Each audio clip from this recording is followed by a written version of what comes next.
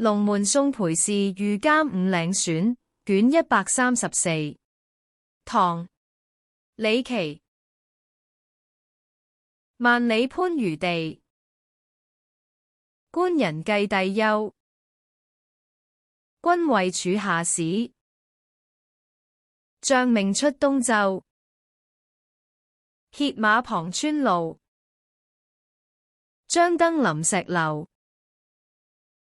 泠泠淨疏木，披披響寒樓。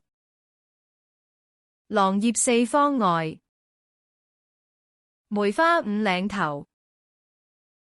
明珠為佗國，翠羽夜郎洲。夷族負真產，土風知宦遊。心清物不雜，弊格事無漏。舉善必稱罪，遲間當去遊。何辭貴江遠，今日用言秋。